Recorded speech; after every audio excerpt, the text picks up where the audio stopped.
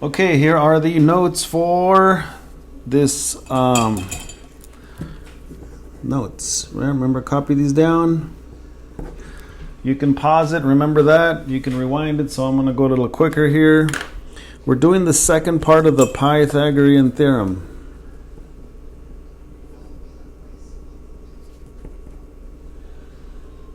So I'll do part one in this first video, and then you gotta see part two because so there's something a little bit different, a little bit tricky, so for sure we'll put those on the test. Okay, so we know the Pythagorean Theorem is this formula, right? Very popular, one of the most popular formulas in mathematics. A squared plus b squared is equal to c squared. And a lot of people will know this, and not a lot of people will recite this formula. And I'll ask students, oh, do you know the Pythagorean Theorem? They're like, yeah, a squared plus b squared equals c squared. And then I ask them, do you know when you have to use it? And they're like, they don't know. They're not sure. Okay, so know when you need and when you can use this Pythagorean Theorem. On the first worksheet, right, these are the notes for worksheet 2, right? On the first worksheet, remember, the Pythagorean Theorem can only work on right triangles. Only to check, only on right triangles. Not for any triangle, only right triangles, right? Right is the what? It has to have a 90-degree angle, right? This 90-degree angle.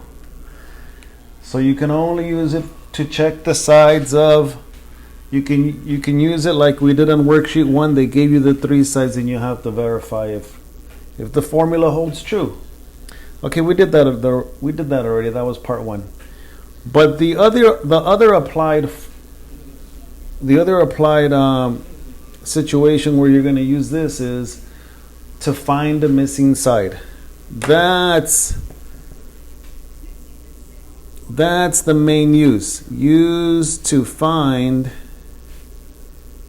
a missing side. That's obviously of a right triangle. That's its most popular use. Okay, so you're gonna now you're gonna be given 2 sides. You're gonna be given 2 sides, and they're gonna ask you to find the third side. Okay, so let's jump into this quick. All right, number 1. So it's gonna say find the missing side of each triangle, right? But I kind of just said that, so let's save ourselves some trouble here in the video. Okay, so the first example, just copy this sketch down real quick like this. A triangle. It's a right triangle, so it has a right angle. And they're giving you 15 meters. It doesn't matter if it's meters or miles or feet or inches or whatever it says.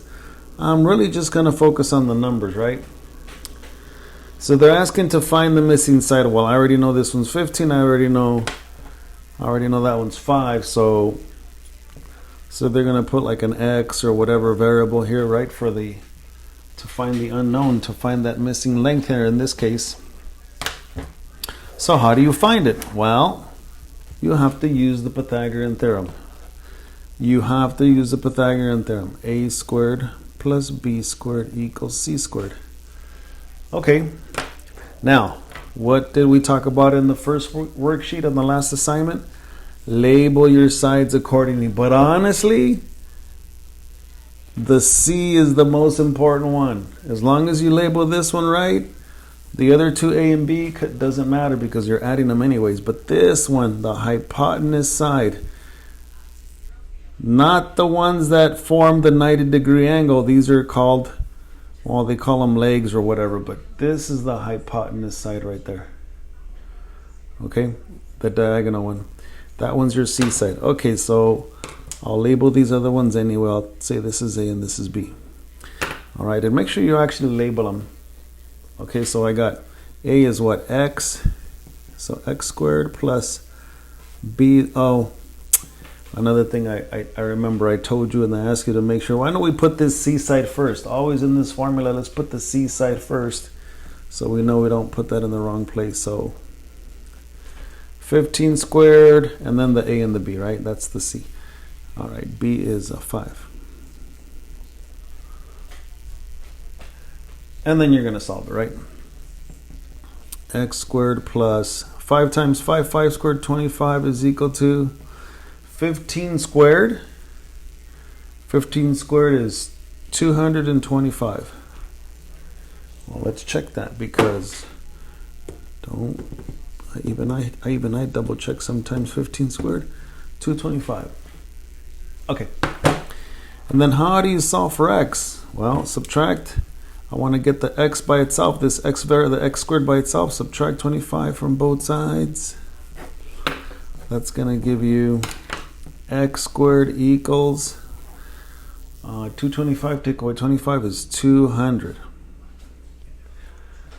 And you're finally going to get it to this point where it says x squared is equal to 200.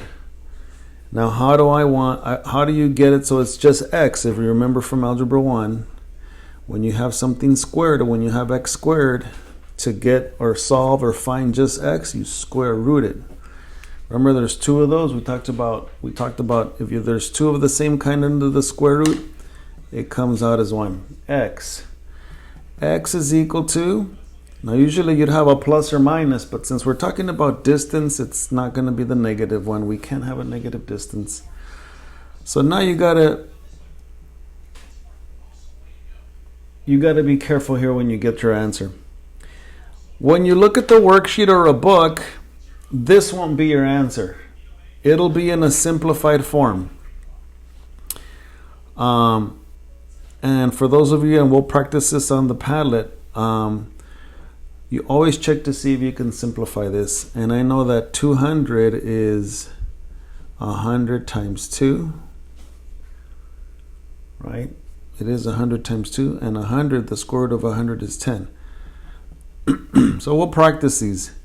This is the answer that you're going to see when you check the book or a worksheet or my worksheets here. But how would I know? How would I know that this and this other simplified answer are the same thing? How would I know that these are the same thing? What you can do is this. You can go ahead and put the square root of 200. Get the answer for that. That's like 14.14. And then you should be able to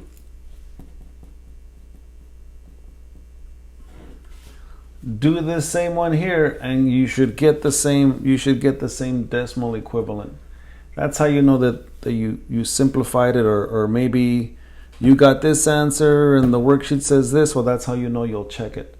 But you really should know how to simplify. So how would I do this? 10 root 2, that's 10 times the square root of 2. Well, maybe some of you might want to do, this means 10 times the square root of 2. I'm going to find the square root of 2 first. The square root of 2. Actually, this calculator, I can just go 10 root 2. Enter. See, I get the same exact value. See, I get the same exact value. 14.142, whatever. Oh, well, it's 14.14. Okay, so if you get this answer and then you check the worksheet and it says something else, well, find the decimal equivalent, find the decimal, and they should match. Okay, well, that one was easy because it just had whole numbers. Let's look at the ones that have now the radicals. Okay, number 2. Well, that's fine. What if I have something like this?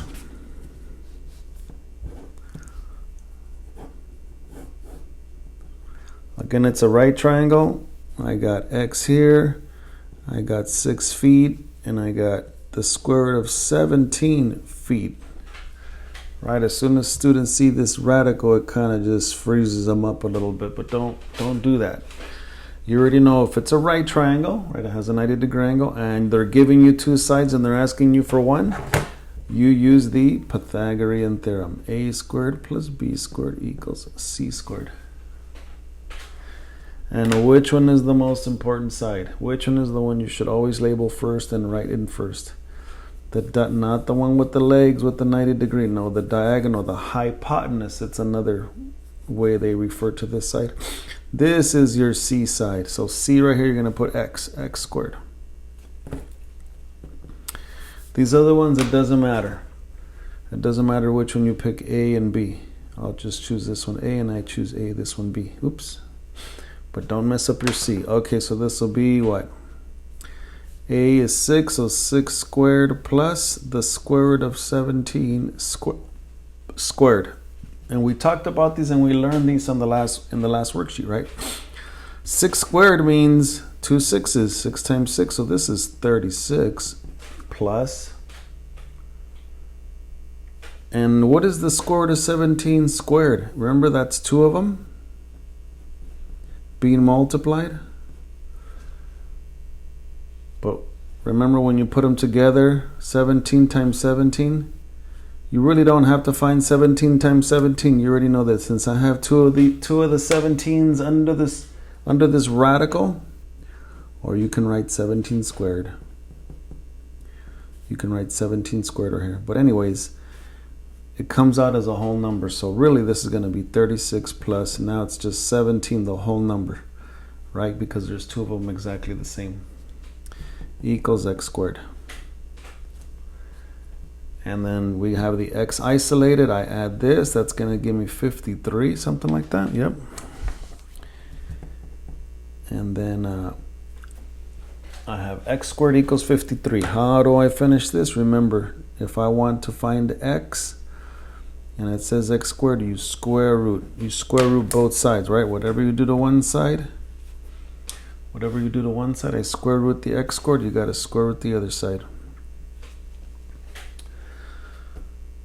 So the square root of x squared is like, again, like having those 2 x's like that. It just comes out as 1. So that's why you get just x. Remember, x squared means that there's 2 of them. So I get just a single x, which is what I want. And the square root of 53. Now, this one can't be simplified. That's it. That's the final answer.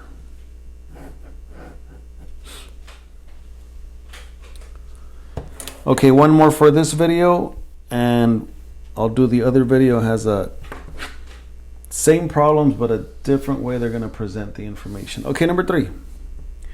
Just real quick, here it is.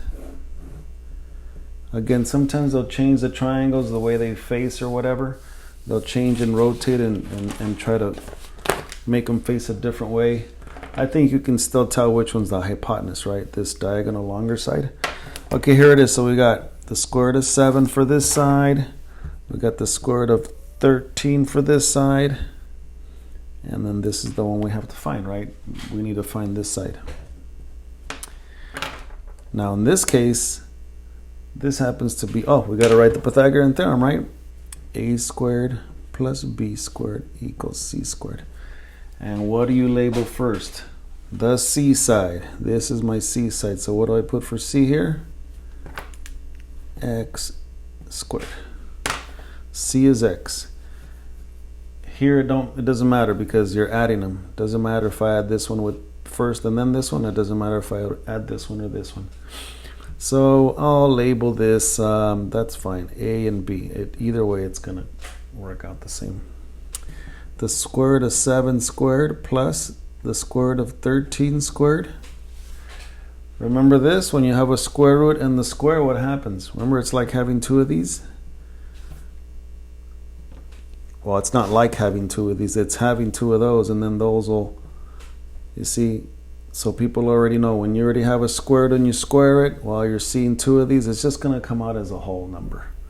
This is going to be 7 plus, and that'll be what? The square root of 13 times another square root of 13 is just what? It's just 13.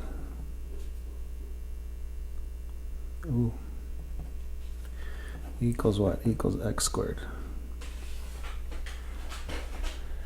And then you're going to get 20 because 7 plus 13 is 20 equals x squared. And here, how do I finish this? I don't want x squared, I just want x. You square root both sides. You square root it. X equals to the square root of 20 But see, this is not what you'll see in the answer sheet or in the book or something, because it's not simplified. Okay? So I'll show you over here how to simplify it so you can compare your answer. But remember, always check. If you're not sure, use the calculator and check. The square root of 20. I mean, the calculator is not going to do it for you. The square root of 20 says 4.472. Okay, 4.472. Let me show you over here how you simplify it. I got x equals to the square root of 20. 20 happens to be 4 times 5, right? 4 times 5 is 20. And then the 4 has a perfect square root. The square root of 4 is what? 2 times 2, so that 2 comes out. So it's 2, and then the 5 stays in. Right? The square root of 4 is 2. So this is your simplified answer if you simplify the square root of 20. It's the same thing, right? It's like saying, oh, this is $100. Now I'm going to give you 5 $20 bills, right? I can have one $100 bill, or you can change it to look different and give you 5 $20 bills. It's the same value, isn't it? It's still, this is $100 and all 5 of these is $100. It just looks different, right? Well, that's what's happening here. This looks different than this, but it's the same value. So that's why I want you to check using the calculator. I see here that the value says 4.472. And if I want to check with the answer in the book or in this worksheet to see if this is exactly the same as this, you have to punch this in the calculator. Okay, and do it that way. Some of you might have to do the square root of 5 first, get that answer, and then times 2. Right? This was what it means when it's 2 times the square root of 5. See, I got it. It's 4.472. Same thing as right here. Okay, but some of you, if you have this calculator where you can just go 2 square root 5, you'll still get the 4.472.